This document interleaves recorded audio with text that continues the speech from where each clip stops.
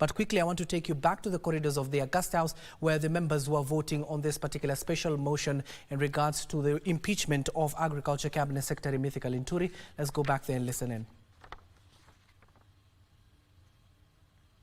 Now the results of the electronic voting is as follows. Order, Honorable Mbadi, you are lucky the bars are drawn. You would have walked out. The results of the vote are as follows. Ayes 149. Order, the noes 36. Abstentions 3. The threshold required to carry the vote is 117. So the vote is carried. The ayes have it. Order, take your seats. Order. Order. Order, honorable members. Honorable members, I have a short communication.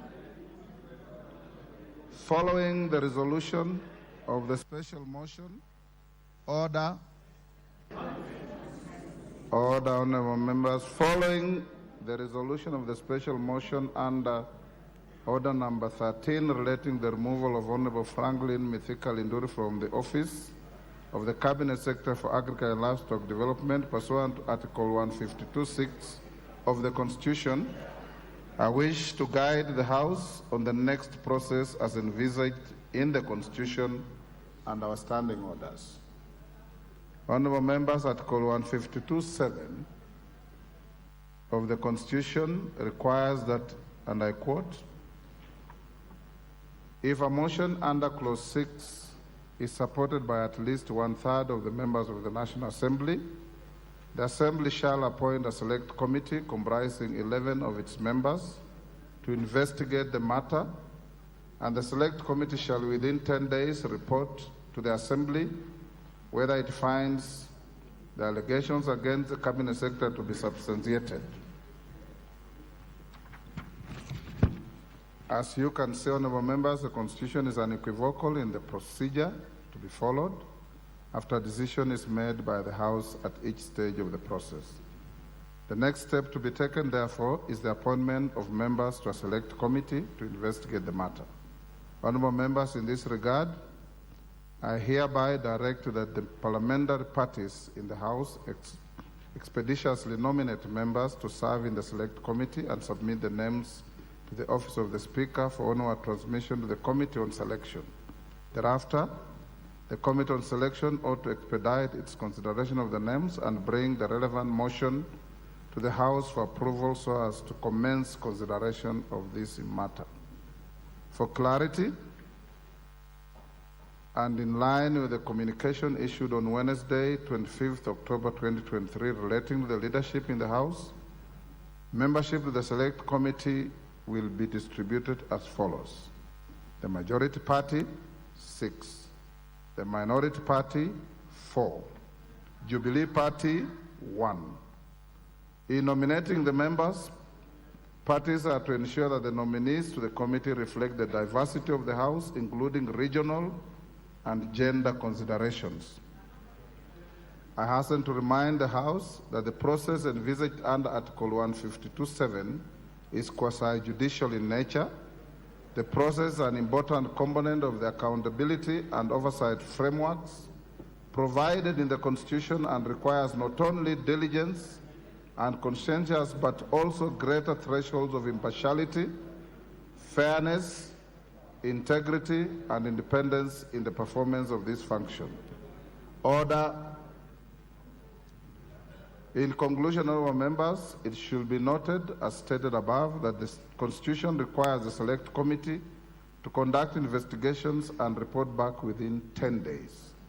In this regard, the parties should provide to me the names of their nominees not later than today, Thursday, 2nd May 2024, and to be precise, I need those names before 1:45.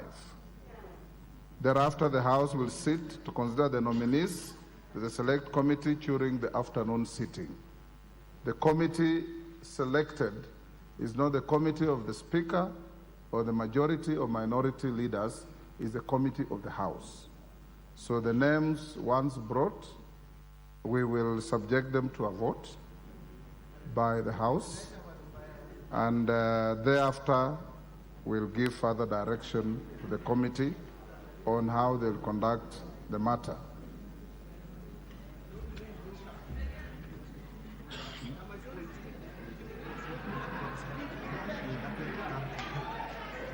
Order. The bars can now be withdrawn. Order clarification. Once the names come to Mr. Speaker, they will not be routed through Selections Committee. That was a mistake in the communication. Once they get to the Speaker, I'll then instruct the clerk to include them in the afternoon order paper, whereafter we'll come, and I'll limit that motion to the majority leader moving, the minority leader seconding, so that we can save time and move to other businesses that are pending. You may now be upstanding.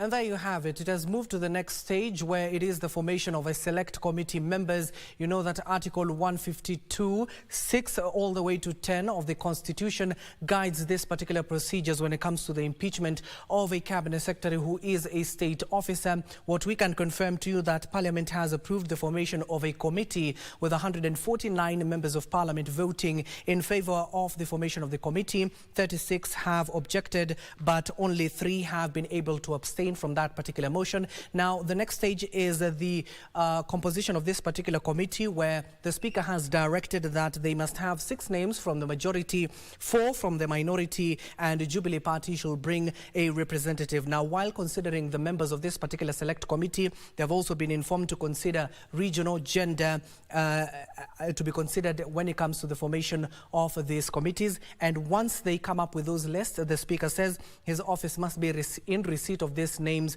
by at least 1:45 p.m. and the clerk has been directed to also include it in the order paper in the afternoon session, where they're expected to debate those names and vote on them. Now, in this particular procedure, yesterday in the story that we highlighted for you in terms of the procedures that Parliament will be able to follow upon, is that in that particular select committee, they'll be having only 10 days to investigate the impeachment motion before the House, and of course substantiated some of the claims that Bumula Member of Parliament who made those allegations and tabled this motion before the House. Once they conclude, Linturi will not have a chance to speak, of course, in the committee, given that he's being investigated. The only time he'll be able to come up before the members and defend his stance is when that particular report will be brought to the floor of the House. That is the time that Linturi will have a chance to, of course, make his case before a plenary session, and then they will vote on it. Remember, they require at least 175 members for the President to consider